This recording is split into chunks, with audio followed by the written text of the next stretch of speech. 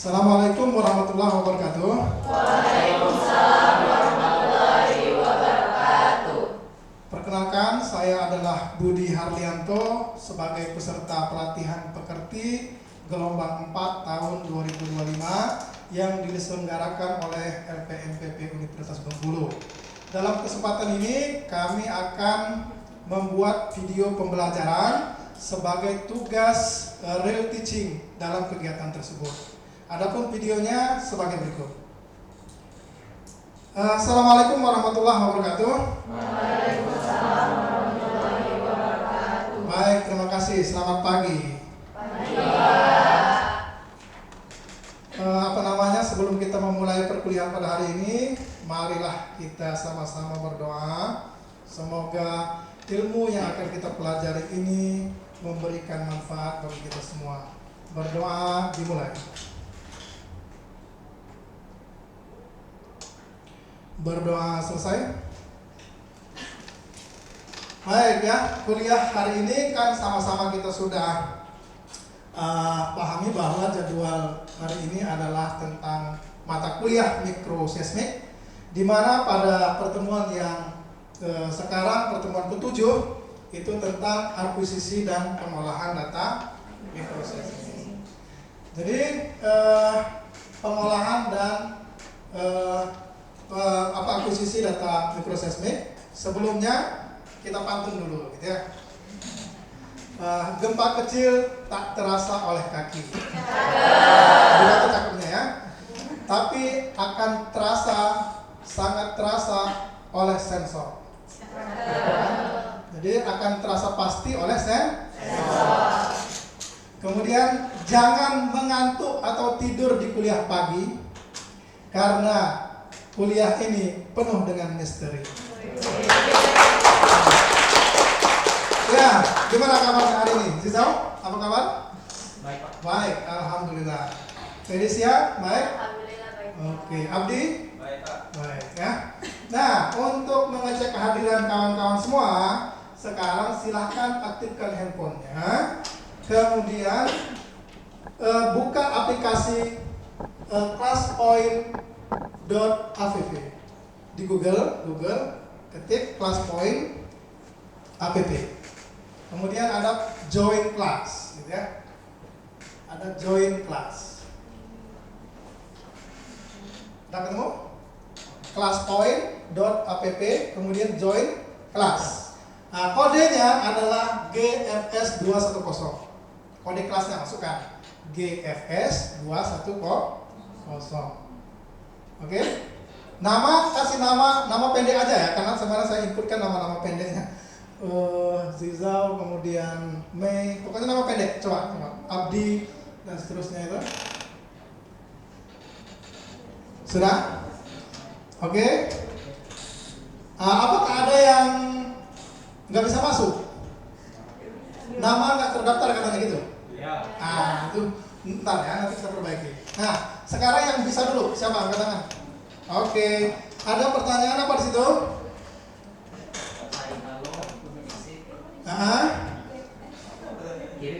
Kirim gambar. Coba ambil gambar melalui kamera dengan gambar yang terbaru sekarang. Nanti saya akan cek hadiran dari situ. Silakan ambil gambar masing-masing. Pilih gambar dengan kamera ya. Nah, silakan difoto. Bisa? Oke, sudah ada Zizau ya. Silakan. Nanti saya akan cek kehadirannya di sana. Usahakan foto yang sekarang ya, jangan upload yang lama biar kondisi terupdate-nya. Ayo silakan, siapa lagi? Ada masalah? Selain nama ya, Karena nama kalau harus di edit dulu di. Oke, Ida. Silakan. Ada Lilis, ada Ferdinand yang bisa masuk. Ya, foto terupdate. Oke. Ada namanya kan di sini ya? Ya, silakan lagi. Masih baru 3 nih, kita tunggu.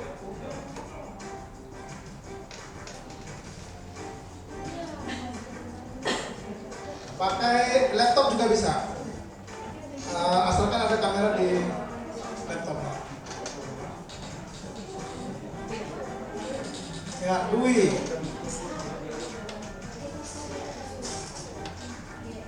Silakan, baru 4. 5. Satria ya.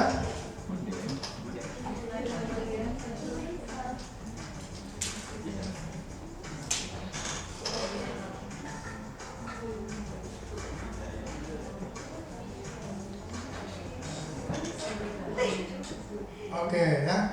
Nah, ini peserta yang sudah mengisi ya. Yang lain gimana? Ada kendala? Ya, selain itu?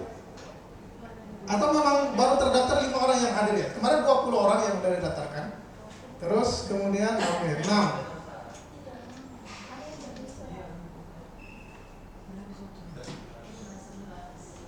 Oke, atau pakai nama-nama itu aja ya.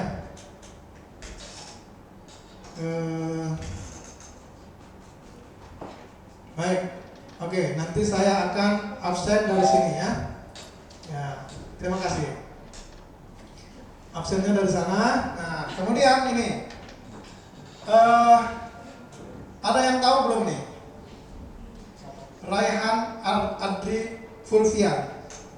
Ini adalah tokoh, saya anggap tokoh inspirasi ya, inspiratif di bidang geofisika. Jadi beliau adalah, nanti boleh di Google, beliau adalah mahasiswa ITB, mahasiswa Institut Teknologi Bandung, di bidang kita geofisika. Nah, dalam kesempatan ini beliau mendapatkan beasiswa yang cukup keren ya, cukup pertisius ya, pertisius. Jadi ini beasiswa yang sangat-sangat bagus. Artinya kita pun bisa mengikuti jejaknya. Nanti silakan di Google. Beliau kalau saya baca secara singkat hanya menguasai beberapa metode saja. Salah satunya kalau nggak salah itu adalah geolistrik, kemudian graffiti, gitu ya. Nah, kalau kita nanti mahasiswa kita juga pasti akan menguasai beberapa metode, maka bisa nanti ikuti langkahnya, pelajari, dan kemungkinan nanti kita juga ada yang bisa bersaing di tingkat ini. Terus kemudian gambar yang sebelahnya, kita tahu bahwa sebagai mahasiswa bukanlah perjuangan yang mudah, di mana kita harus melangkah ya lebih sulit atau lebih tinggi dan kemudian nanti menjadi seorang sarjana geofisika. Tentu sarjana yang bagaimana? Yang terampil, memiliki keterampilan di soft skill maupun di hard skill. Harapannya nanti yaitu kalau sudah mengikuti kuliah ini, salah satunya adalah mampu menguasai metode akuisisi dan processing data microseismic. Artinya apa? Bagaimana pengumpulan data, bagaimana pengolahan data microseismic itu, maka setelah kuliah ini diharapkan teman-teman sekalian bisa paham. Gitu ya. Ini RPS yang pernah di awal-awal perkuliahan juga ditampilkan.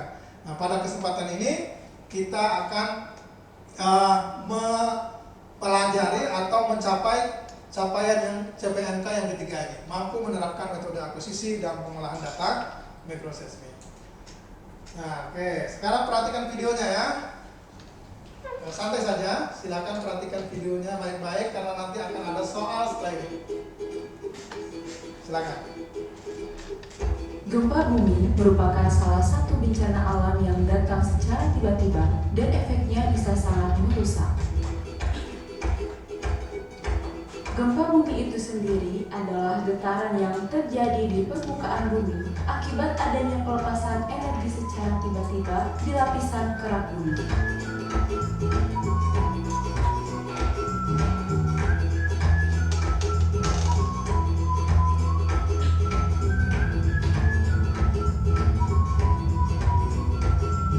Dalam sebuah kejadian gempa bumi, titik pusat terjadinya gempa di dalam kerak bumi disebut dengan hiposentral, sedangkan proyeksi titik di permukaan bumi yang tepat berada di atas hiposentral disebut dengan epicenter.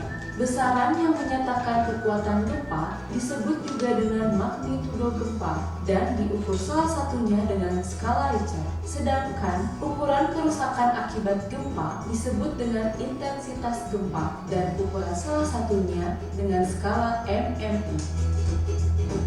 Gempa bumi di Indonesia utamanya disebabkan oleh dua hal, yaitu 1. Aktivitas tektonik yang merupakan interaksi antara lempeng bumi, dan 2. Aktivitas vulkanik yang berasal dari aktivitas letusan gunung berapi. Dari kedua penyebab tersebut, gempa bumi tektonik adalah jenis gempa yang paling sering dirasakan dan menimbulkan kerusakan yang paling besar. Gempa tektonik ini terjadi karena adanya pelepasan energi yang telah lama tertimbun akibat dari pergerakan lempeng-lempeng tektonik yang selalu bergerak dan saling mendesak satu sama lain.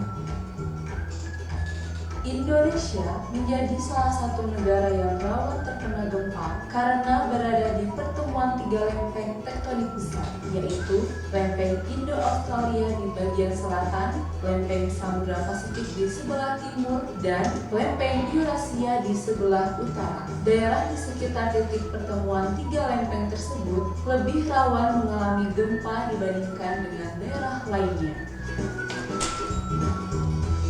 Dalam sebuah kejadian gempa, terdapat sebuah periode destruktif yang menunjukkan durasi waktu di mana terjadi tingkat kerusakan paling parah. Periode destruktif ini biasanya terjadi selama 10-20 detik dalam satu kejadian gempa. Tingkat kerusakan yang terjadi juga dipengaruhi oleh jenis tanah. Bangunan yang didirikan di atas tanah jenis batuan keras akan mengalami kerusakan yang lebih sedikit apabila dibandingkan dengan bangunan di area tanah sedimen. Selain kerusakan bangunan dan rusaknya struktur tanah, gempa bumi juga menimbulkan fenomena yang disebut dengan likuifaksi. Fenomena ini ditandai dengan menjemburnya air beserta pasir melalui retakan yang timbul pada lapisan tanah sedimen yang gembur akibat dari guncangan gempa. Likuifaksi dapat menyebabkan bangunan menjadi miring, bahkan rubuh jika tidak memiliki pondasi yang kuat. Meskipun kita tinggal di daerah dengan tingkat kegempaan tinggi, kita tidak perlu khawatir. Serta bekali diri Anda dengan pengetahuan apa yang harus dilakukan sebelum, saat, dan sesudah gempa. Baik, videonya selesai ya. Sudah disimak? Baik, terima kasih.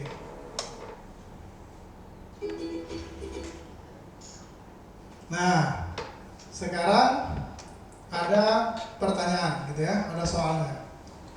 Tapi sebelumnya silakan join lagi di kelasnya. Silakan join lagi di kelas yang tadi. Nanti akan ada soal yang bisa kita jawab ya, berdasarkan video tadi.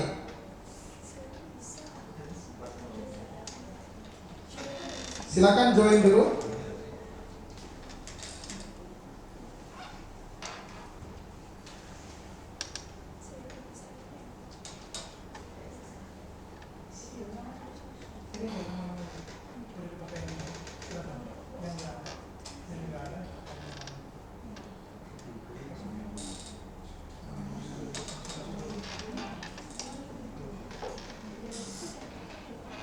Udah join ya? Berhasil? Oke. Nah, tunggu ya. Kita tunggu dulu. Nanti 13 orang yang udah join. Oke.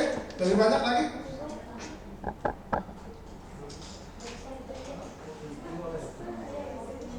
Silakan ya, join.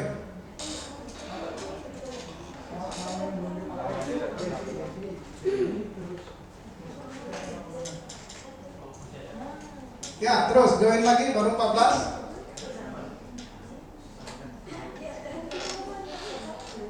Silakan, masih ditunggu.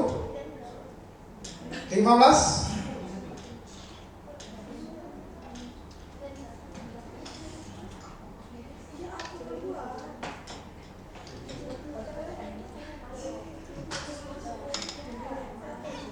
Ya, silakan ya yang sudah join itu 15 orang. Ini soalnya. Silakan dipilih. Ya, silakan dipilih soal nomor 1. Oke. 3 orang, 5 orang. Waktu pengerjaannya ini ya, nanti akan tertutup kalau waktunya sudah habis. Oke, 16. Udah menjawab semua ya. Baik, kita cek apakah jawabannya benar atau salah. Oke, berarti udah paham ya. Baik, nah ini bisa saya tampilkan nanti di slide ya. Dan ini nah, jadi semuanya benar. Ada Delsa, Sally, May, dan seterusnya, Ratna, Nabila ya. Jadi semuanya sudah menjawab soal itu dengan baik. Oke. Soal berikutnya. Soal yang kedua. Ini silakan dijawab. 30 detik. Silakan dijawab.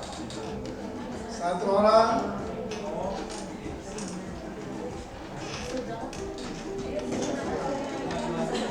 7, 8.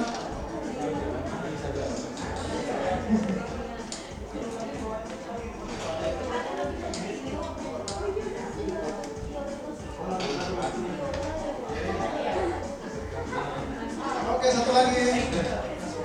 16. Mas ya. Baik.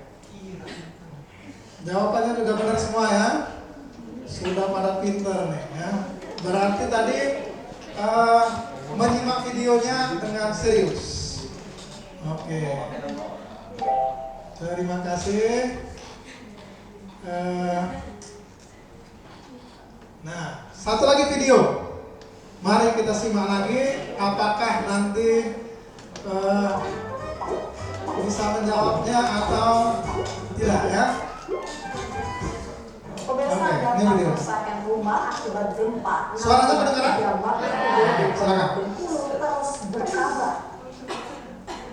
Hingga kematian kerusakan rumah mencapai 152 unit, 20 diantaranya rusak berat. Adapun lokasi terparah terdampak gempa berada di Kelurahan Betungan, Kecamatan Slebar. Dibantu petugas gabungan, warga masih membersihkan puing bangunan dan juga menyelamatkan perabotan dari dalam rumah mereka yang roboh.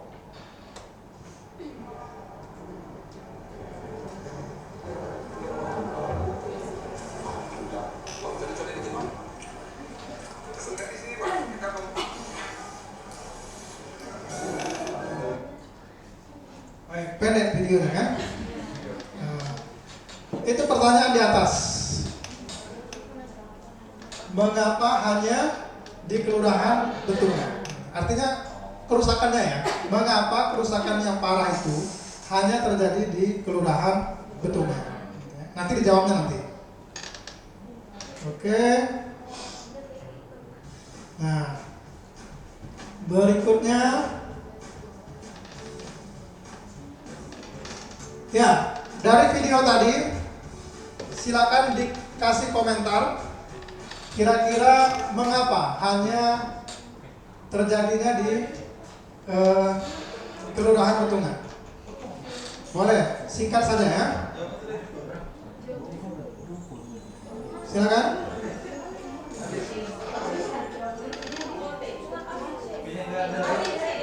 Ayo, boleh, ABC, silakan. Ada? Baik. Oke ya. Oke.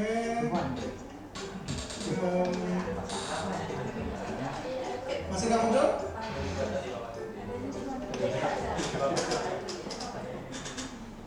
Baik. Kita lanjut dulu. Nah, setelah menonton 2 video tadi, untuk menambah pemahaman teman-teman sekalian, silakan tugasnya membaca buku yang sudah dikirim beberapa saat yang lalu itu halaman 36 sampai 70. Silakan. Halaman 36 sampai 70. Ya. Nah, nanti yang jurnalnya tugas saja. Tugas secara kelompok. Tapi sekarang silakan membaca dulu halaman 36 sampai 70. Dikasih waktu lebih kurang 10 menit.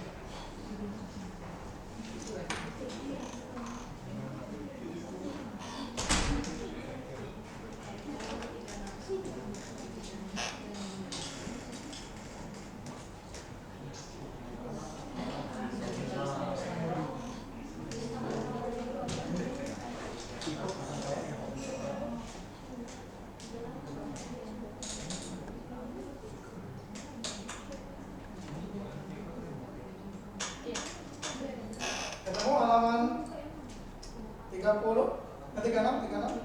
bab 5 ya. Halaman 36. Silakan dibaca. Ya, bab 5.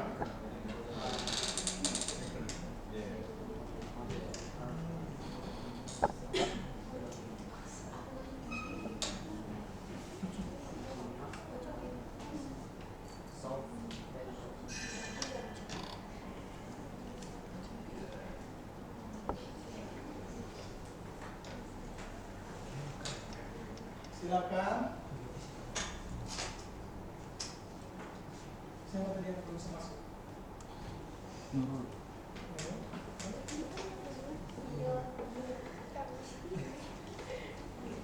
Silakan dibaca ya. Selama 10 menit.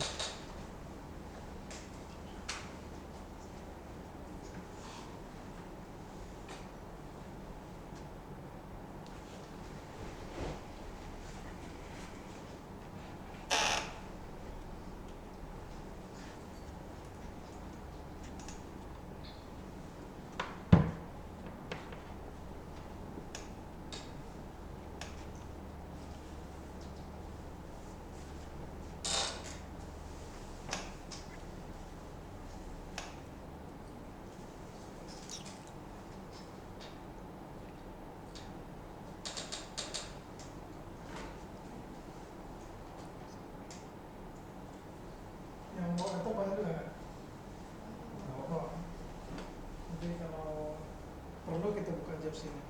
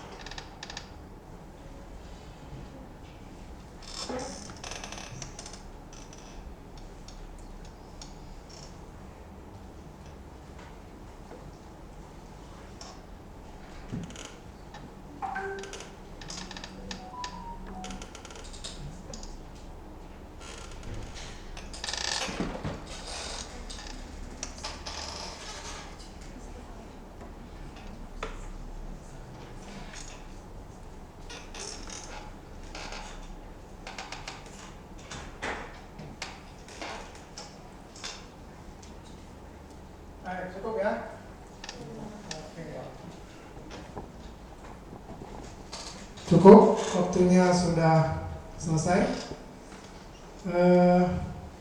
Berikutnya, nah, silakan join. Ini buka quizzing atau my quiz. Nah, nanti join lagi.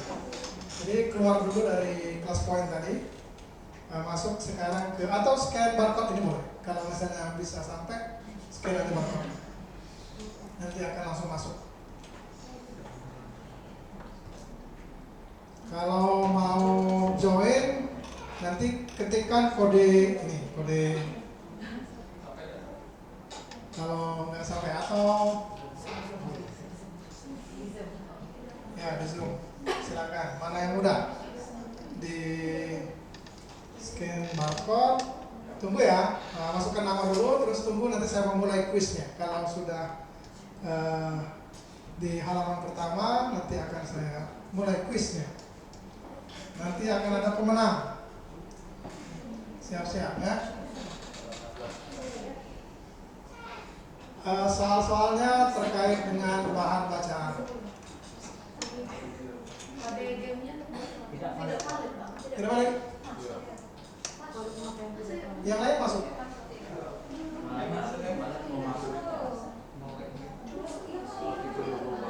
Itu nama aja kalau udah. Tadi kan scan barcode ya. Coba nama. Oh. Sebentar. Coba saya mulai dulu ya. Siapa tahu harus dibuka ini dulu kelasnya.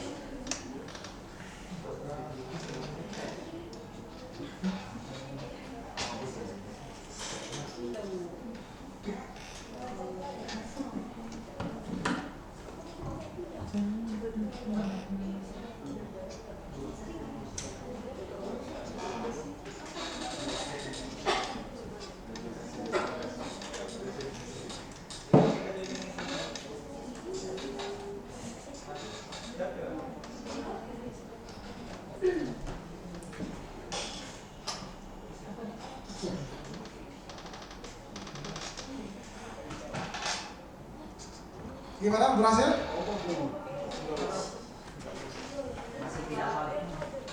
Masih tidak balik.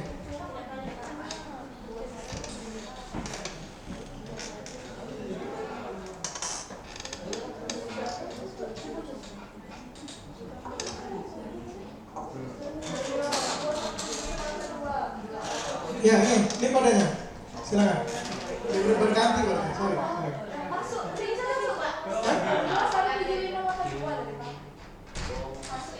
Ganti yang ini tuh. Silakan ya. Oke, Mei, Cornelia sudah, Nabila sudah. 5 orang.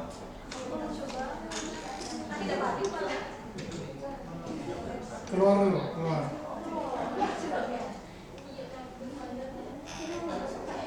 (13) terus.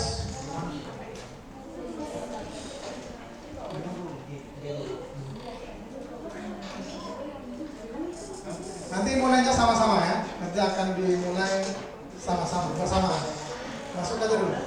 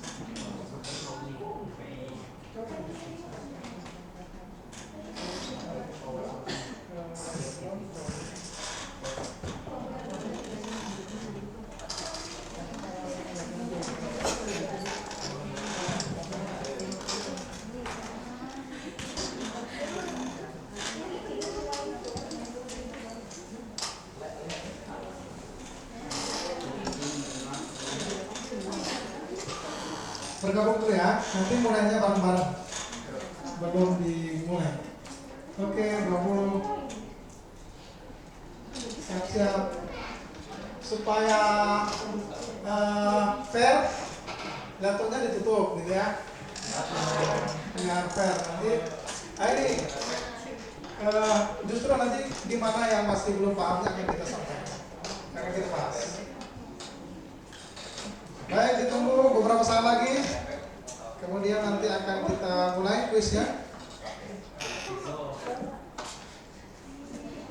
Ya, siap. 3, 2, 1, go.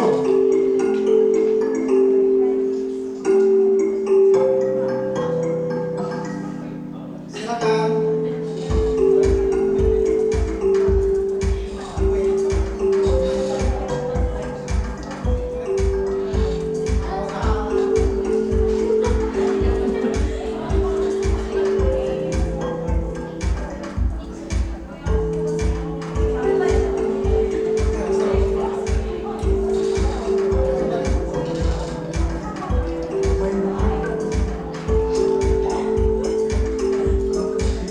Hati-hati, satu soal 1 menit, jadi nggak mesti buru-buru.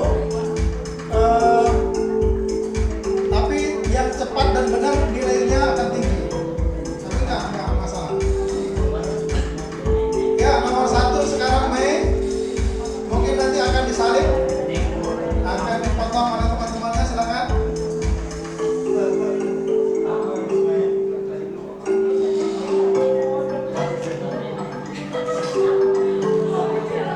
Nomor 1 Mei, nomor 2 Winda, tapi belum selesai nih, masih lama, masih banyak.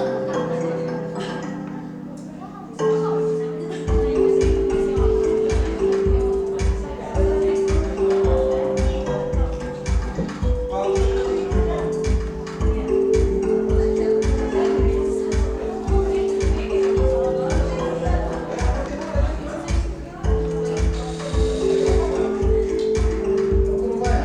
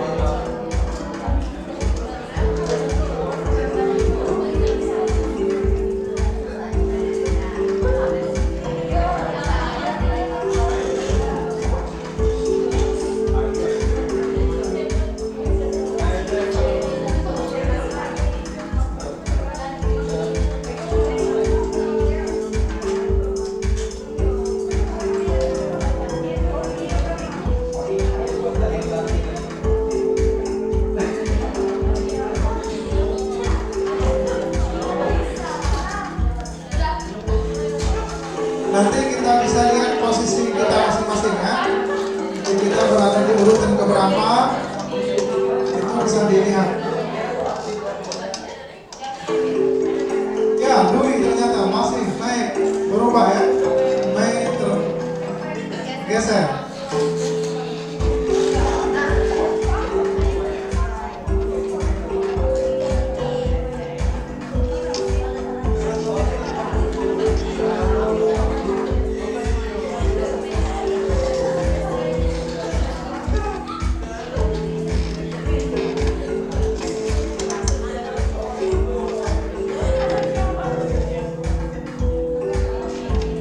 Sudah semua? Kalau masih ada bakalan berubah, kita lihat.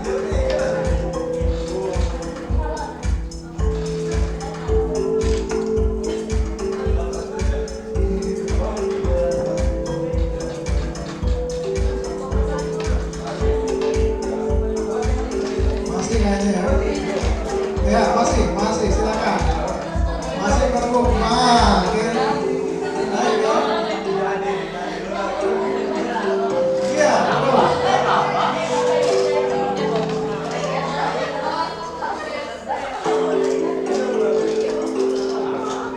Terus silakan.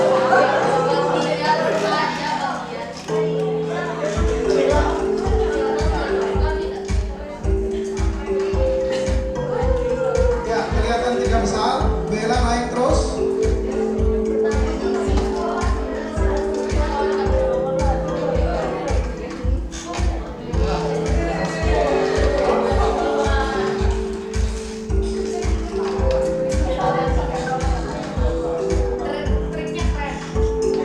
Ya, terus.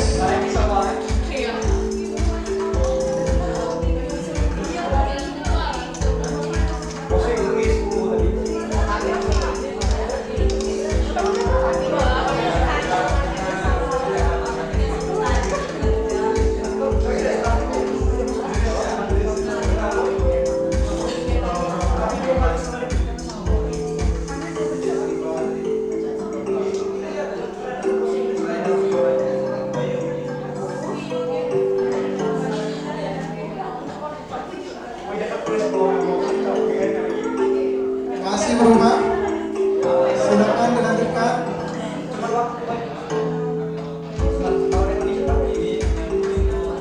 Ya, dia makin cepat menjawabnya makin besar poin. Satu soal itu.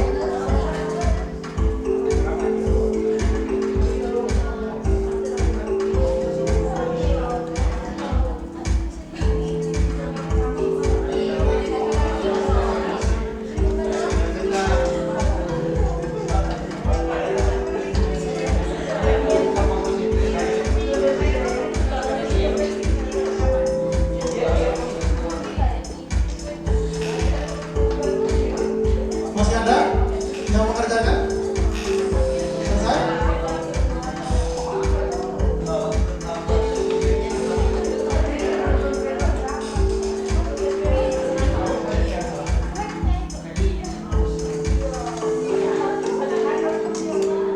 Baik ya, sudah mentok namanya.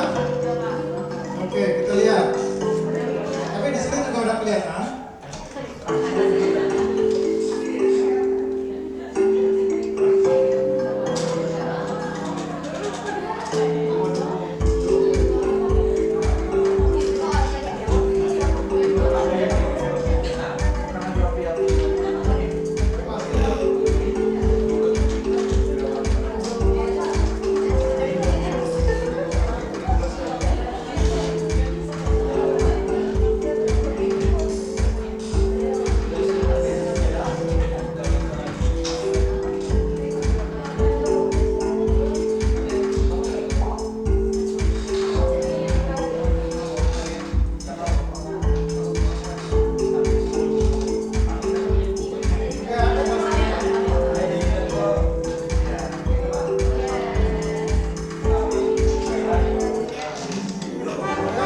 Ya, menurut dia naik betul. Iya. Tunggu aja nanti kejutannya ya. Tiga besar. Oke. Ya. Baik. Nah, sekarang kita lihat nih. Ya. ya, bagaimana tadi teman-teman menjawab soal-soalnya. Kita lihat ini akurasinya, kemudian memang terlalu cepat menjawabnya ya. Rata-rata 10 second, 10 detik, padahal disediakan waktu 1 menit per soal gitu. Jadi mungkin itu tadi yang kendalanya. Tapi ke depan setiap perkuliahan itu nanti mulai kita familiar menggunakannya sehingga grogi atau apa itu berkurang gitu ya. Jadi biasa kalau hal yang pertama itu biasa. Oke. Nah, kemudian coba kalau kira-kira dari soal-soal tadi yang sulit yang mana? Oh, gitu.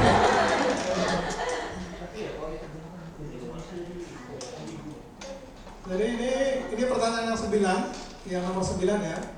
Ini ini akurasinya. Coba kita lihat ya, yang mana yang paling rendah? Yang pertanyaan nomor berapa nanti ya? Paling ini tinggi nomor 6 atau dari atas saja ya. Oke, nah nomor 1 cukup tinggi, banyak yang benar nih. 73. Kemudian soal nomor 2 separohnya. Soal nomor 3 bagus lagi. Soal nomor 4 mudah. Nomor 5 juga masih tergolong. Nomor 6 juga. Nah ini berarti nomor 7 ya.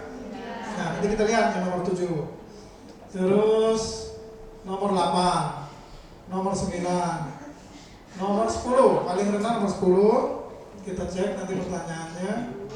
Nomor 11 juga, berarti mulai dari berapa tadi? 7 ya. Nomor 7, tapi yang paling rendah adalah nomor 11, 10-11 ya. Kritisnya di 10-11. Terus kemudian ini nomor 12. Oke, nomor 13 tinggi lagi ya. Baik, nah coba sekarang kita lihat yang soalnya nomor 7, mulai dari 7, tapi yang kritisnya tadi di 10-11 ya, 10-11. Apakah ada yang masih nyimpan pertanyaannya? Udah ketutup? Oke. Ada? Oke, mau pertanyaan tentang apa? Nomor 10, ya 10-11 dulu.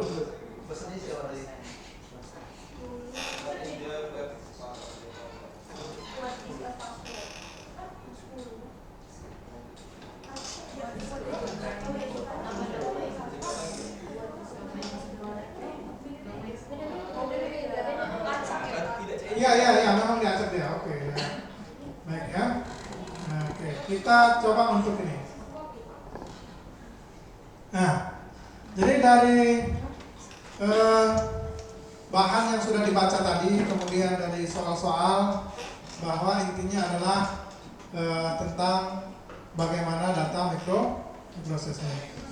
Nah, di gambar yang ini, di gambar yang pertama ya, yang pertama ini adalah menunjukkan bahwa kecepatan gelombang itu, kecepatan rawan gelombang itu sangat dipengaruhi oleh medium perabatan ya. Kita lihat yang berwarna abu-abu ini adalah yang batuan kerasnya atau bedrock, batuan dasar. Sementara yang putih bintik-bintik hitam ini adalah batuan sedimen atau batuan yang agak lunak. Kita lihat ketika ada getaran yang terjadi, maka gelombang itu akan menjalar ke segala arah dengan kecepatan yang tinggi di bedrock. Sementara di subsoil atau sedimen kecepatannya rendah. Sehingga di sedimen itu terjadi penumpukan gelombang. Ya, karena lama disusul sama temannya, sehingga nanti akan terjadi penumpukan gelombang di sini yang akhirnya akan bergabung atau bersuperposisi atau nanti saling menguatkan sehingga amplitudonya akan lebih besar di sini. Nah, akibatnya apa? Ketika ada bangunan di atasnya, maka pasti ya bangunan ini akan mengalami kerusakan yang parah ya, karena amplitudonya besar dibandingkan dengan di batuan karena tadi di video yang pertama ya ada di bagian akhir ya, itu di bagaimana set efek atau efek lokal itu kondisi geologis struktur bawah permukaannya sangat berpengaruh terhadap kerusakan yang akan timbul. Di gambar kedua, kita lihat. Selama ini teori yang kita ketahui itu adalah daerah yang dekat dengan sumber gempa itu akan mengalami kerusakan yang parah. Nah, tetapi berdasarkan kejadian-kejadian gempa baik itu di Indonesia maupun di dunia gitu ya, seperti ini di Meksiko nih, ya. Lihat, ini sumbernya, sumber gempanya. Nah, Meksiko atau kota Meksiko itu jaraknya adalah 380 km. Nah, di kota Meksiko ini ternyata terjadi kerusakan yang sangat parah. Padahal jaraknya 380 km. Nah, ada kota-kota lain atau pemukiman-pemukiman lain yang lebih dekat dibandingkan dengan kota Meksiko dan kerusakannya tidak begitu parah. Nah, ternyata ya kondisi di kota Meksiko seperti di video yang pertama tadi atau yang ini. Nah, tapi di sini warnanya berbeda aja. Yang batuan kerasnya adalah yang agak coklat, yang batuan sedimennya atau batuan soft soilnya itu adalah yang kuning, gitu ya. Nah, artinya apa? Tadi ada pertanyaan kan, side effect itu apa? Itu pengaruh kondisi geologi lokal di tempat itu. Gitu. Nah, kita di Kota Bengkulu misalnya, Kota Bengkulu ini luas, ya, belum tentu sama antara Muara Bangkahulu dengan Pagar Dewa. Nah, sehingga dia lokal sekali, harus kita analisa. Nah, seperti tadi pertanyaan di video yang kedua, mengapa hanya di Kelurahan Betungan? Gitu kan? Nah, nanti akan kita lihat di slide berikutnya. Nah, berikutnya ini lagi-lagi di video yang pertama, ya, bagaimana tadi gedung yang memiliki lantai yang cukup tinggi, gitu ya, akan relatif aman kalau berada di batuan yang keras. Tapi sebaliknya, ya, gedung-gedung yang tinggi itu akan sangat rawan kalau lapisan sedimennya tebal. Jadi antara sedimen atau soft soil dengan bedrock atau batuan kerasnya itu sangat berpengaruh. Nah, gini ya. Ini lihat, sangat dalam nih sedimennya. Maka yang akan berpengaruh itu adalah lantai yang tinggi, tapi lantai yang rendah itu akan tetap stabil, akan tetap aman gitu ya. Nah, sebaliknya, kalau seandainya sedimennya itu relatif lebih tipis dibandingkan dengan batuan kerasnya, maka justru yang akan mengalami kerusakan adalah bangunan yang rendah.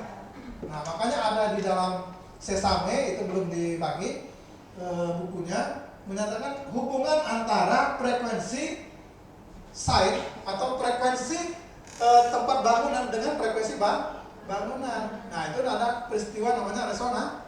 Apa itu resonansi? Peristiwa bergetarnya suatu benda karena kesamaan frekuensi dengan benda lain. Nah, kalau seandainya nanti frekuensi tanahnya atau site-nya sama dengan frekuensi bangunan, maka itu akan bergoncang lebih kuat, lebih dahsyat. Maka nanti terjadi kerusakan. Nah, maka peristiwa resonansi ini menjadi penting di dalam pembelajaran mikroseismik. Nah, di fisika dasar mungkin sudah ada praktikumnya ya. Dulu pipa organa terbuka tertutup tentang resonansi, atau udah dihapuskan judulnya? Oke. Nah, mulai kita ke materi utama. Materi utama kita tentang akuisisi data mikroseismik. Tadi nih, di dalam akuisisi data itu, yang langkah pertamanya adalah apa? Desain survei. Nah, desain survei itu yang bagusnya adalah membuat sebaran titik dengan map, dengan peta. Nah, kalau orang geofisika nanti bagusnya jangan crop dari Google Earth. Yang ini contoh aja ya. Kita udah bisa nanti membuat peta sendiri, ya. Itu dengan cara digitasi dan akan dipelajari di mata kuliah Sistem Informasi Geografis atau SIG, dan semester ini akan berlangsung ya mata kuliah. Nah, ini langkah utamanya adalah desain survei. Nah, tadi kelurahan Betungan. Nah, kenapa tadi di Kelurahan Betungan? Karena berdasarkan laporan di media-media atau di video-video stasiun televisi bahwa akibat gempa bumi Juni atau Mei 2025 di Kota Bengkulu itu yang paling parah adalah kelurahan Betungan. Nah, sehingga kita coba nih, kita analisa nanti bagaimana menurut data mikroseismik struktur bawah permukaannya tadi, apakah sedimennya tebal atau di bagian mana yang tebal gitu ya. Nah, sehingga outputnya nanti kan seperti ini kita bisa lihat gitu kan. Nah, untuk mendapatkan analisa seperti ini, maka kita harus mengukur atau mengambil data mikroseismik. Nah, di dalam desain survei ini kita coba untuk mengambil data sebanyak 40 gitu ya, yang meliputi perumahan kelurahan Betungan tadi di video yang kedua. Itu kan kalau ada foto udara dari drone itu kan kelihatan. Nah, tetapi jangan lupa selain di lokasi-lokasi yang memang parah, kita juga mengambil di daerah yang tidak mengalami kerusakan sebagai titik ikat, sebagai kontrol, sebagai pembanding. Nah, bagaimana sih kalau polanya kalau di yang tidak mengalami kerusakan? Berbedakah dengan yang di tempat yang mengalami kerusakan parah? Nah, gitu. Jadi jangan semuanya diambil di satu tempat yang memang mengalami kerusakan parah. Nah, tapi kita coba juga di tempat yang tidak mengalami kerusakan sebagai pembanding. Oke? Jadi langkah pertamanya adalah membuat desain survei. Nah, yang kedua tentu kita coba untuk mengelis atau membuat daftar bahan atau alat yang digunakan, gitu ya. Seperti ini adalah sensornya, ya. Kemudian ini kita butuh laptop sebagai daya. Kalau seandainya nanti ada antena GPS juga, kompas jangan lupa ya. Nah, kemudian bagaimana setelah memperoleh alat-alat yang dibutuhkan, maka langkahnya adalah di samping. Yang pertama kita lakukan apa? Instrumen level. Jadi sensor yang ini harus posisinya benar-benar horizontal atau datar. Nah, nanti ada bubble nih, ada gelembung di atas ini sebagai indikator apakah dia memang sudah levelnya horizontal, rata dan seterusnya. Jadi langkah pertama adalah kita nanti levelkan instrumen. Lalu kita cek juga ya power atau daya, apakah nanti kebetulan alat kita ini nanti membutuhkan daya laptop, baterai dari laptop sebagai display dan juga tempat penyimpanan datanya, maka jangan lupa cek kondisi baterainya. Ya, durasi pengukuran misalnya 30 menit. Kalau baterai yang ada itu cuma 20%, apakah nanti cukup? Jangan-jangan belum selesai udah mati gitu ya. Sehingga dayanya harus diperhatikan. Nah, berikutnya adalah orientasi. Tadi kan ada kompas misalnya di sini. Gunanya untuk apa? Untuk melihat arah utara, selatan, timur, barat gitu ya. Karena sensor yang kita miliki ini adalah 3 komponen ya. 2 komponen horizontal, 1 komponen vertikal. Tadi di halaman 30 ke atas itu ada tuh persamaannya. Dan di sini nanti akan saya tampilkan juga nih ya. Jadi ada 2 komponen horizontal dan 1 vertikal, lalu nanti dilihat rasionya, maka muncullah nanti metode HVSR, horizontal to vertical spectrum ratio. Jadi dilihat nanti ya arah utaranya mana. Kemudian berikutnya adalah tempat penyimpanan. Data ini kan setelah direkod nanti akan disimpan. Nah, lihat cek space atau memori tempat menyimpan apakah masih kosong, masih muat, atau jangan-jangan nanti kepenuhan sehingga tidak bisa disimpan padahal kita sudah melakukan pengukuran sekian lama waktunya gitu ya. Nah, lalu posisi terakhir. Posisi ini artinya titik pengukuran yang misalnya 40 tadi, itu yang langkah pertama kita hindari adalah jalan umum. Supaya apa? Noise dari lalu lintas kendaraan maupun orang itu bisa kita minimalis, bisa kita hindari. Pertama, jadi jauh dari jalan raya atau jalan umum. Yang kedua, kita hindari juga pohon-pohon yang tinggi atau gedung-gedung yang tinggi, karena nanti akan ada tiupan angin sehingga nanti membuat pohon yang bergoyang sehingga getarannya pun akan terekam oleh sensor. Jadi kalau bisa itu tempatnya atau lokasinya adalah di ruang ruang terbuka ya kalau seandainya bisa. Tapi kalau memang tidak bisa dilakukan di ruangan terbuka, maka langkah yang akan kita lakukan apa? Misalnya mau tidak mau harus di situ. Sementara dekat dengan jalan, dan juga pohon-pohon, apa yang harus kita lakukan? Iya, dengan cara menambah durasi pengukuran. Nah, jadi durasi pengukuran yang tadi misalnya kalau nggak ada noise itu 30 menit, nah, oke, ya kan nggak ada noise, nanti datanya bagus, banyak juga yang bisa kita olah. Tapi kalau seandainya banyak noise, kita udah sadar nih, ini dekat dengan jalan, dekat dengan pohon besar, maka durasi pengukurannya kita tambah. Ya, misalnya 1 jam. Kenapa 1 jam? Karena nanti akan banyak yang kita buang nih, noise-nya banyak kok. Gitu. Jadi jangan paksakan sama 30 menit juga. Nanti data yang akan diolah atau data yang bagusnya sedikit. Kalau sedikit nanti akan mempengaruhi hasil. Walaupun nanti di akhir hasil itu akan kita cek dengan 3 komponen atau 3 perhitungan untuk menyatakan apakah hasil itu reliable atau baik atau tidak, itu ada di Sesame, ada panduan ya. Nah, jadi alat dan bahan sudah desain survei, tadi alat dan bahannya kita siapkan. Kemudian yang terakhir itu adalah langkah-langkah di lokasi atau di lapangan. Nah, ada pertanyaan tentang akuisisi, pengambilan data, pengumpulan data? Saya ulangi lagi, adalah desain survei. Terserah mau di mana ya, apakah di Bengkulu Utara, Muku-Muku dan seterusnya, pokoknya desain aja surveinya. Termasuk penentuan kira-kira berapa jumlah titik yang bisa mewakili wilayah yang akan kita kaji. Nah, lalu yang berikutnya adalah menyiapkan bahan-bahan. Lalu yang terakhir teknis atau langkah-langkah di lapangan. Silakan kalau ada pertanyaan. Boleh?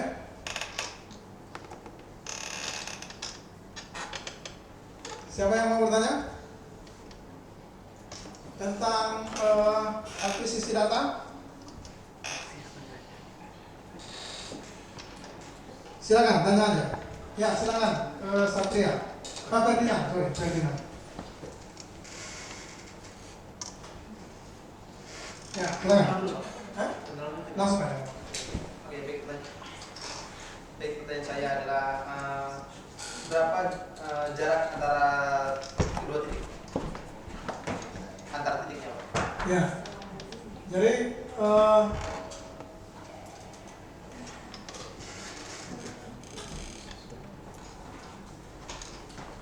pertanyaannya bagus ya. Jadi berapa kira-kira titik jarak antar titik itu yang bagus gitu ya. Jadi kalau di dalam petunjuk pengumpulan atau akuisisi datanya itu tidak menyebutkan berapa jarak yang bagus untuk titik 1 ke titik 2 atau titik 2 ke titik 3 dan seterusnya. Tetapi secara teori sampling, maka titik data itu semakin banyak semakin bagus. Nah, tetapi dengan kata-kata semakin banyak semakin bagus, tentu juga harus kita perhatikan apa? Biaya dan waktu, tenaga, gitu kan. Nah, sehingga lagi-lagi kita harus melihat wilayah cakupan yang akan kita kaji itu. Artinya, kalau yang kita kaji itu 1 kelurahan dibandingkan dengan 1 kabupaten, dibandingkan dengan 1 provinsi, maka itu akan membedakan spasi atau jarak. Misal, ya, yang kita kaji itu 1 kabupaten. Jarak antar titik itu kita buat 100 meter. Mampu nggak? Ya kan? 100 meter antar titik, 1 kabupaten. 1 kabupaten itu berapa luas? Bisa aja nanti ribuan titiknya kan? Nah, kalau 1 kelurahan, ini kan, kita buat 40 titik. Kira-kira udah mewakili belum? Sudah gitu ya. Nah, caranya lagi, biasanya itu kita buat grid. Nah, grid, GRID, jadi kotak-kotak gitu ya. Kotak-kotak yang sama antara sumbu X, sumbu Y gitu kan, sama. Jadi nanti spasinya betul-betul sama. Nanti di SIG kita pelajari membuat grid itu. Garis bantunya kita bisa buat di sini. Nah, nanti kita buat garis bantu dulu. Kemudian kalau sudah selesai, garis bantunya kita hilangkan aja. Jadi nggak nampak dia. Nah, kalau ini kan misalnya jarak antar titiknya bisa mencapai 50 atau 40 meter gitu ya. Dan itu wajar karena 1 kelurahan. Jadi pedoman kita untuk melihatnya, kalau saya itu biasanya dengan menerapkan grid tadi. Nah, kita lihat dulu wilayah yang akan kita kaji itu apa tadi, 1 kecamatan kah, 1 kelurahan kah, 1 kabupaten. Nah, itu kemudian kita buat grid. Nah, gridnya gitu ya, kita sesuaikan nanti intervalnya, apakah misalnya kan satuannya derajat ya, misalnya 0,05 derajat gitu ya. Nah berarti kalau di konversi ke dalam ini, ke dalam meter berapa kira-kira ya? Coba kita mana papan tulisnya? Papan tulisnya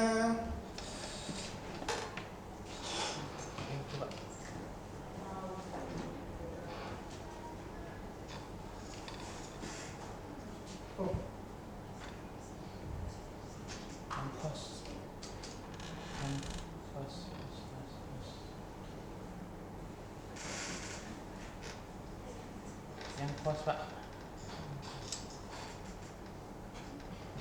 klik lagi Pak, langsung klik papan, nah itu.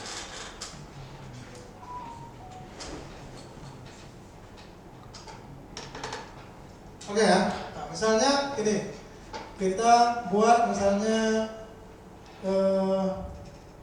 ini batas kelurahannya misalnya ya. Nah, ini misalnya. Nih, nah.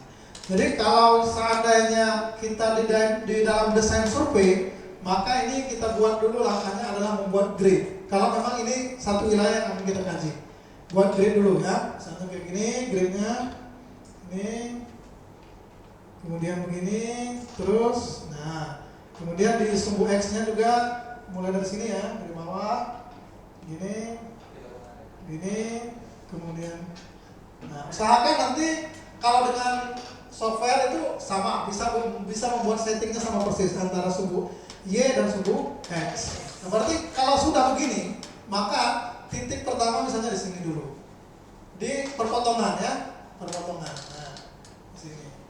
Kemudian di sini, nanti yang lain-lainnya bisa menyesuaikan. Yang penting yang di titik perpotongan utamanya dulu. Ini udah berapa titik nih nanti ya, kita hitung. Nah, baru nanti misalnya, oke lah, ini ternyata udah di kelurahan tetangga, maka saya terpaksa di sini aja, misalnya. Ya. Nah, ini boleh, atau di sini nggak usah, ya, di sini juga nggak usah karena udah dekat terwakili oleh itu. Nah, ini misalnya. Oke, nah tinggal ini berapa titik nih, ya? Berapa titik misalnya yang itu.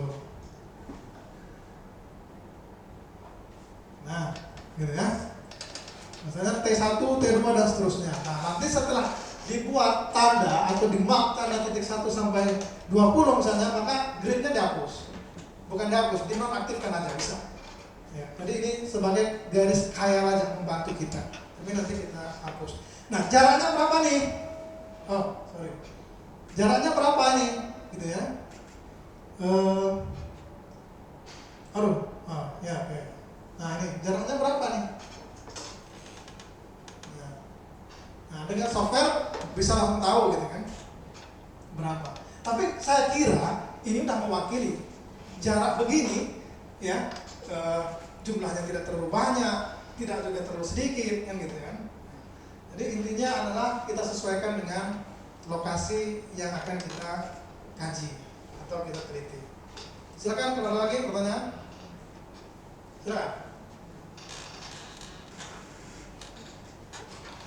Ya, jangan sampai malu bertanya atau segan ya. Nah, caranya begini nih, kalau masih malu-malu. Ini kita keluar dulu.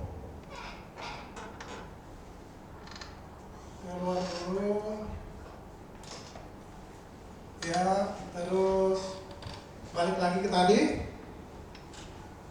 Oke, nah sekarang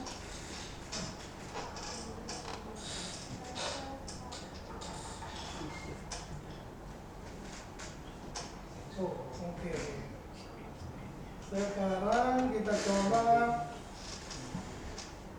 ya.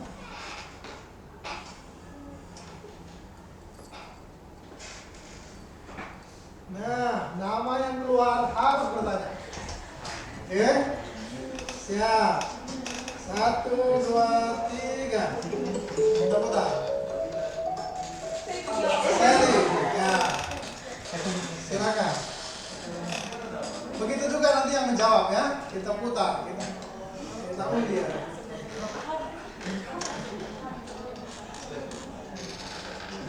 Silakan Seri. Pertanyaannya apa?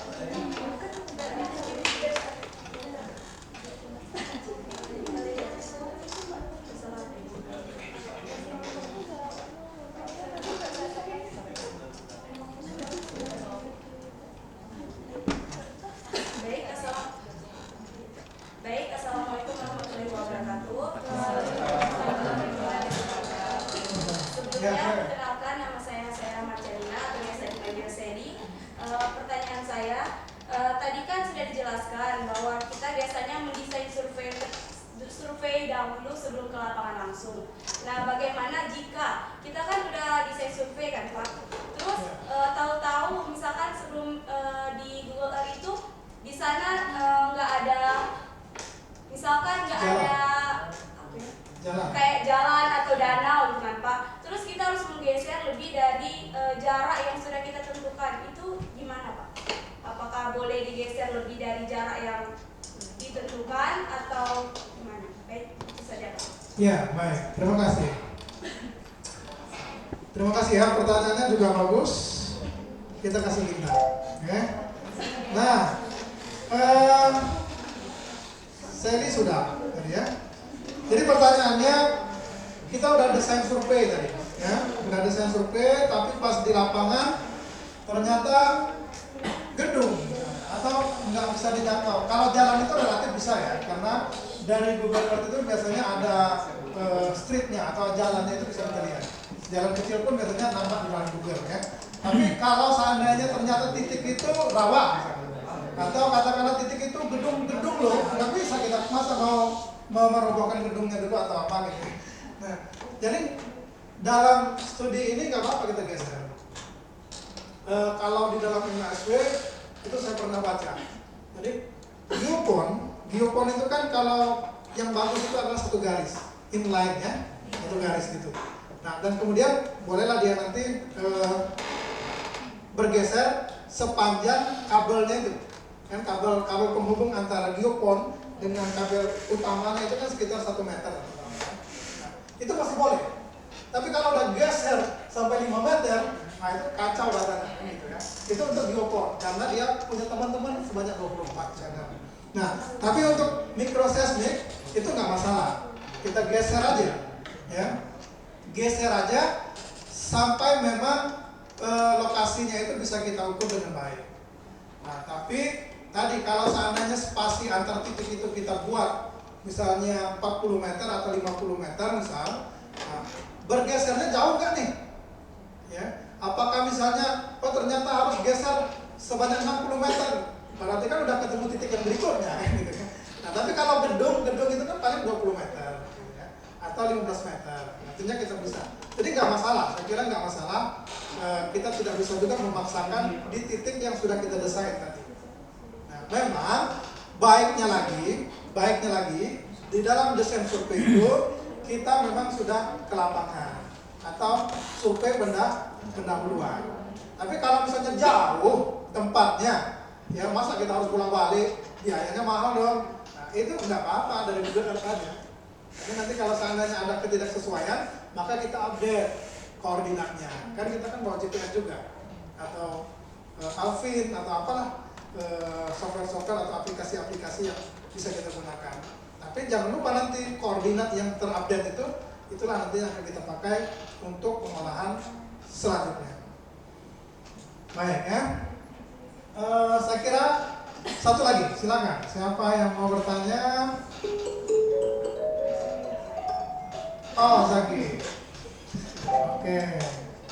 Zakinya nggak hadir ya? Ya, hadir Alfa. Baik. Berikutnya Nabila. Ya, silakan.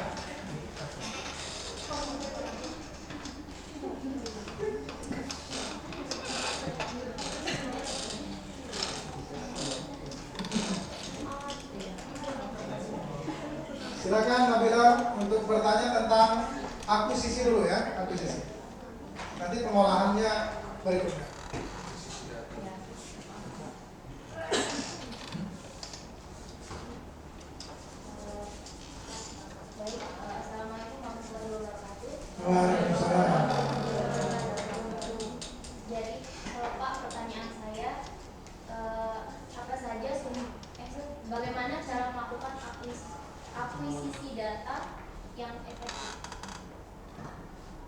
Baik, itu saja pertanyaannya.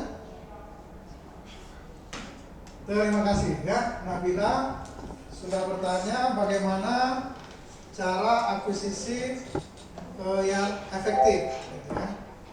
Nah, untuk metode kita di proses ini tergolong sebenarnya metode yang efektif, efisien, gitu ya, karena krunya nggak usah banyak-banyak. Kemudian dalam satu hari kita bisa moving, kita bisa melakukan pengukuran beberapa lokasi gitu ya. Paling nggak misalnya kalau baterainya cukup itu bisa 10, bahkan lebih, karena durasinya paling 30 menit ya. Nah, tapi kalau sudah di lapangan, bagaimana supaya efektif? Tadi pertama, pastikan dulu baterainya, jangan sampai nanti udah mengukur terus ternyata mati setengah jalan, baterainya habis, itu kan nggak efektif tuh. Terus kemudian tempat penyimpanan, jangan lupa. Kami pernah kejadian ya, ketika kita start sensornya itu atau pasti gemininya itu kita start, maka di sana, maka kursor yang ini nih, kelihatannya ya, ini biasanya standby di tombol cancel setelah di start itu ya. Nah, ketika nanti dia selesai otomatis, misalnya kita setting itu durasinya 30 menit, maka setelah 30 menit dia akan berhenti sendiri, terus konversi, terus kemudian nanti ada pertanyaan save, simpan gitu ya. Nah, kursornya ini tadi standby di cancel. Nah, akhirnya karena kita laka gitu ya, pas mau menyimpan itu terklik di tombol cancel tadi. Nah, artinya apa? Ulang lagi selama 30 menit. Maka untuk efektif itu tadi sudah direkod, maka kursornya ini pindahkan dulu kemana-mana. Pokoknya jangan di tombol yang cancel tadi gitu ya. Nah, karena sering kejadian yang seperti itu. Nah, terus lagi ditambah kalau ke lapangan juga apa ya, bawa bekal lah ya, bawa bekal, kemudian supaya tahan lama, kemudian tadi jauhi dari gangguan atau noise dan seterusnya, itu kita hindari supaya sekali ukur selesai ya, selama 30 menit selesai, jadi bisa moving, bisa pindah ke tempat lain, nanti akhirnya lebih efektif. Mungkin itu jawabannya ya. Oke, nah kita lanjut dulu di materi yang berikutnya. Ini tentang pengolahannya ya. Sebentar, ini kenapa?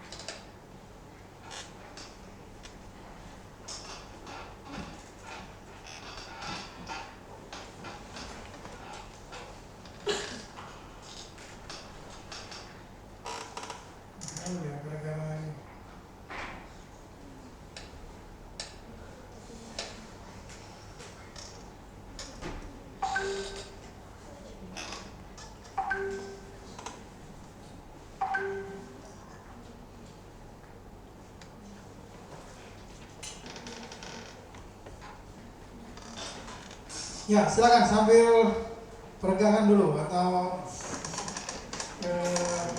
gerak-gerak tangan, gerak-gerak kaki. Silakan ya.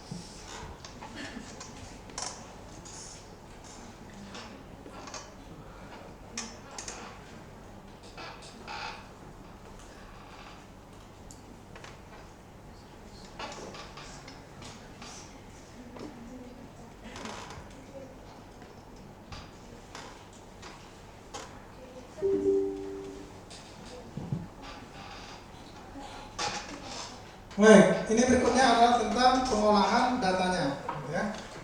Nah, kita sekarang fokus dulu ke kotak yang putus-putus ya, kotak yang putus-putus ini. Jadi pengolahan yang akan kita bahas pada pertemuan ini adalah tentang bagaimana tahapan awal mulai dari input datanya sampai nanti keluar hasil atau kurva HPSR-nya yang berupa nilai frekuensi dominan dan faktor amplifikasi. Nah, ada beberapa tahapan yang kita lakukan dalam pengolahannya. Yang pertama tentu input data 3 komponen. 3 komponen berarti tadi 2 komponen horizontal, 1 komponen vertikal. Setelah itu maka kita lakukan filter. Nah, ada yang tahu filter? Hah? Filter menyaring. Dulu kalau kita membuat teh serbuk gitu ya. Kemudian setelah kita seduh itu akan kita saring untuk memisahkan apa? Serbuknya dengan air. Begitu juga ini. Jadi noise yang kita temui di lapangan tadi akan kita saring dengan menggunakan filter. Tentunya adalah filter frekuensi. Nanti ada high pass, low pass, dan band pass. Nah, jenis-jenis itu nanti akan kita pelajari di mata kuliah analisis data digital. Gitu ya. Nah, kemudian ada tahap berikutnya adalah windowing. Windowing ini kalau bisa membayangkannya. Ini kira-kira datanya, data 3 komponen tadi, yang ini adalah vertikal Z, yang ini adalah utara selatan north, kemudian ini adalah timur barat. Nah, kemudian di tahap setelah difilter ini yang belum difilter. Setelah difilter dengan low pass 20 Hz, maka ini kondisinya. Kemudian langkah berikutnya adalah kita windowing. Nih. Artinya penseleksian atau pemilihan sinyal-sinyal yang kita anggap baik dengan sinyal-sinyal yang kita anggap noise itu kita keluarkan dari proses pengolahan datanya. Disinilah proses yang pemilihan data tadi ada noise, ada gangguan, misalnya kendaraan lewat atau dekat gedung dan seterusnya. Di sini kita lakukan proses penseleksiannya. Nah, setelah itu maka tahap berikutnya adalah smoothing. Nih, smooth, ya, halus supaya apa tujuannya? Yang puncak kurvanya ini menjadi jelas, gitu ya. Ini lihat sebelum di smoothing, kayak apa? Kayak sisir ya, kayak gergaji lah, gitu ya. Ini banyak sekali puncak-puncaknya. Tapi setelah kita lakukan smoothing, maka puncaknya menjadi clear, menjadi jelas seperti ini. Dengan merubah-rubah nilai B itu adalah constant smoothingnya dengan persamaan matematis, maka ketika B-nya sama dengan 5, kurvanya seperti ini, B-nya sama dengan 20, lihat puncaknya saja, maka dia berubah menjadi seperti ini. Ketika 40 dia mulai mau jelek lagi, ya, fitnya mulai pecah lagi. Kalau kita buat 60, maka nanti akan kembali ke sini bisa-bisa. Jadi kita tentukan dulu B yang pas, gitu ya. Nah, terus akhirnya apa? Kalau sudah clear, sudah bagus, maka kita dapatkan hasil akhirnya berupa kurva HPSR yang di sumbu X-nya adalah frekuensi dominan atau F0, yang sumbu Y-nya adalah A0 atau faktor amplifikasi. Setelah mendapatkan 2 parameter itu, baru kita bisa kemana-mana, ya. Bisa menghitung ketebalan sedimen, indeks kerentanan seismik, PGA, di batuan dasar kah, basement kah, ground source line-nya bisa kita hitung semua. Ya, tapi tadi saya bilang hari ini kita fokus di sini dulu. Oke, di kotak yang putus-putus. Nah, pada pertemuan berikutnya kita tentu akan melanjutkan sampai nanti teman-teman bisa membuat apa? Membuat citra atau membuat map gitu ya, peta dan seterusnya, apakah dia ini berupa 1 dimensi, apakah ini berupa misalnya 2 dimensi dan seterusnya. Nah, nanti di akhir perkuliahan diharapkan semuanya terampil di dalam mulai dari akuisisi, pengolahan sampai nanti interpretasi datanya. Gitu ya. Ini kira-kira output dari kuliah kita hari ini, gitu ya. Nah, ini yang tadi saya bilang juga pernah dilakukan di Bengkulu Utara, ya, bagaimana kita memetakannya. Lalu terakhir nanti di interpretasi data kita cocokkan nilai-nilai yang misalnya kerentanannya tinggi, PGA-nya tinggi, ketebalan sedimennya tebal, apakah cocok dengan kerusakan yang terjadi atau meleset. Nah, itu kan lihat nanti kecocokan hasil dengan fakta. Seperti di petungan misalnya kan. Nah, bagaimana di kondisi rumah yang paling parah itu? Berapa F0-nya? Berapa VS30-nya? Nah, itu nanti kita cek. Cocok nggak nih? Ya, misalnya kan udah belajar dulu kemarin ya. Kalau F0 tinggi itu apakah rawan atau tidak rawan? Misalnya kalau seandainya VS30-nya tinggi, apakah rawan atau tidak rawan? Kan itu udah belajar di pertemuan sebelumnya. Nah, sehingga setelah mendapatkan hasil, maka kita harus cek atau validasi lah gitu ya, apakah cocok atau tidak. Tapi memang mungkin tidak akan 100% cocok gitu ya. Apalagi banyak parameter nih yang kita bahas ya. Tapi paling tidak ya mendekati 80 atau 90% lah gitu ya, untuk mendekati cocok atau mirip gitu ya. Nah, sekarang kesimpulan dari pertemuan kita ini adalah tahapan akuisisi tadi apa saja? Desain, terus apa lagi? Ya, alat dan bahan kita siapkan.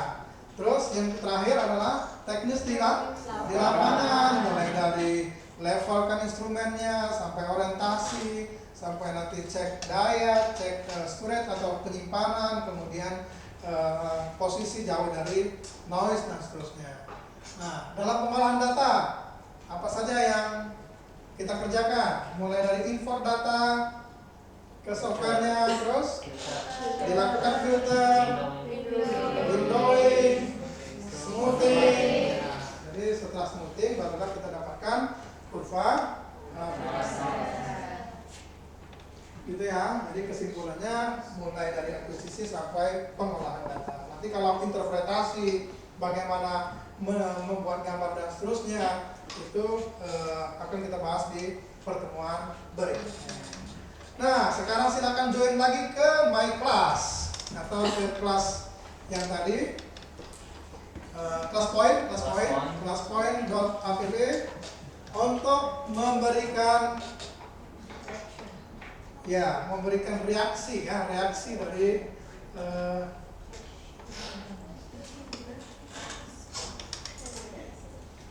oke. Sudah bisa bergabung? Tadi sempat terkeluar kan? Ya, silakan gabung lagi. Join di kelas.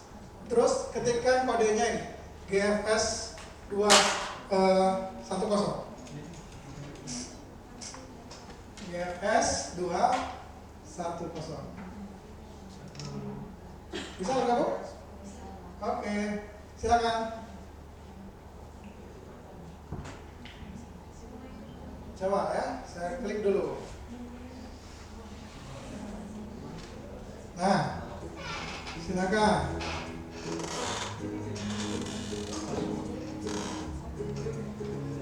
Kodenya tadi GFS 210, terus diketikkan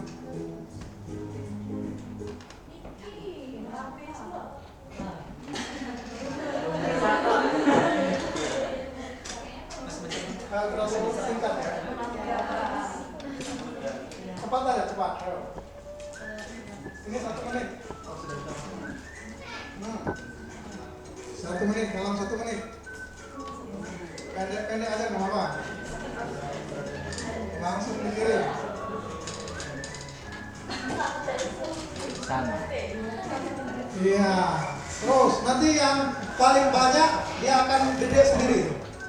Paling banyak disebut ya, paling banyak muncul, dia akan gede sendiri. Ya, ada sangat berguna, sangat menarik, sangat seru. Silakan. Masih 15 detik lagi. Beragam berarti, beragam. Ya, ini sangat bermanfaat, ada banyak nih. Sangat menarik dan luar biasa juga, ada banyak. Ya. Oke, ditutup. Yang mengisi 20 orang, gitu ya. 20 orang. Ya, jadi itulah pertemuan kita pada hari ini. Saya kira mudah-mudahan bermanfaat bagi kita semua, dan nanti ke depan pertemuan berikutnya kita akan tadi membahas tentang bagaimana menampilkan hasil olahan kita ke dalam bentuk 1 dimensi atau 2 dimensi atau peta sebaran, kontur dan seterusnya gitu ya. Sampai nanti di akhir kuliah kita akan membahas tentang interpretasi hasil atau interpretasi data microseismic. Baik, sebelum kita akhiri, ada pertanyaan yang terakhir? Ya, silakan Winda.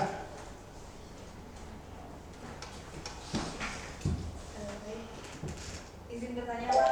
Ya, silakan. Saya ingin bertanya mengenai smoothing tadi Pak. Nah, smoothing itu yang nilai yang bagus untuk smoothing itu berapa Pak? Nah, kalau yang kemarin kan sebelum saya tahu kemarin kan ya berapa aja gitu nilainya kalau bagus, oke. Nah, tapi kemarin waktu saya magang di BMKG itu katanya kalau smoothing yang bagus itu di sekitaran 40 katanya. Nah, itu kira-kira di mana Kak? Terima kasih. Baik, pertanyaan yang bagus ya sebagai pertanyaan penutup. Ya, memang kalau di dalam Sesame, lagi-lagi Sesame ya, buku panduan pengolahan datanya nanti akan saya kirim di pertemuan berikutnya, itu menyebutkan 40. Ya, nilai B-nya 40. Nah, tapi setelah saya coba di banyak data, ternyata 40 itu kadang nggak cocok. Buktinya ini saja. Ketika 40, ini sudah mulai puncaknya tidak jelas. Ya, udah mau bergelombang lagi gitu ya. Nah, artinya pemilihan nilai B konstanta smoothing itu kita sesuaikan dengan lokasi kita, dengan data kita. Tetapi yang perlu diingat bahwa kalau sudah menemukan nilai B yang bagus untuk lokasi itu, maka semua data itu kita kenakan dengan nilai B yang sama. Jangan berubah. Misalnya data A kita kenakan 20, bagus nih. Pas di data 3 ternyata 20-nya kurang bagus, kita ubah menjadi 40. Nah, itu tidak bagus, tidak baik seperti itu. Karena kita harus menyebut angka B itu 1. Seperti di Sesame dia menyebut 40. Nah, tapi kalau saya dari 29 data yang saya olah, itu ternyata B-nya yang cocok itu adalah 20. Beda dengan Sesame kan? Nah, tapi itu tadi data yang B20 itu saya terapkan untuk semua ke 29-nya. Maka dicoba dulu sampai 5 data. Kira-kira berapa nih yang dominannya banyak cocok di kita. Jangan cuma dilakukan di satu data aja, coba aja 5 atau 6, dicoba-coba dulu nilai B-nya. Maka saya sempat ini sampai 5, 20, 40, 60 dan seterusnya, ini ada 6 kali nilai B yang berbeda saya coba, terus saya bandingkan. Nanti yang paling clear, paling bagus yang mana. Karena ketika nilai B diubah, maka nilai ini akan ada perubahan sedikit, gitu ya. Nah, nilai ini dan nilai ininya itu akan berubah kalau seandainya nilai B-nya kita berubah. Sehingga harus kita pilih salah satu. Caranya adalah 40 belum tentu terbaik untuk kita, tapi untuk Sesame oke lah, gitu ya. Dan itu kita cobakan, coba aja yang pertama kita coba 40, terus kita bandingkan, misalnya turun 30, misalnya 20. Nah, nanti kita bandingkan yang mana yang bagus berdasarkan data kita. Gitu ya. Terima kasih. Mungkin menjawab? Sudah oke? Untuk pertemuan kali ini kita cukupkan dulu sampai di sini. Sekali lagi terima kasih atas kehadirannya dan semoga ilmunya bermanfaat. Dan insya Allah kita pertemuan-pertemuan berikutnya akan seru seperti ini juga.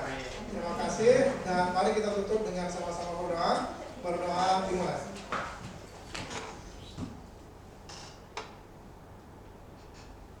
Berdoa selesai. Terima kasih, mohon maaf atas segala kesalahan dan kekurangan. Dan saya akhiri dengan Wassalamualaikum warahmatullahi wabarakatuh.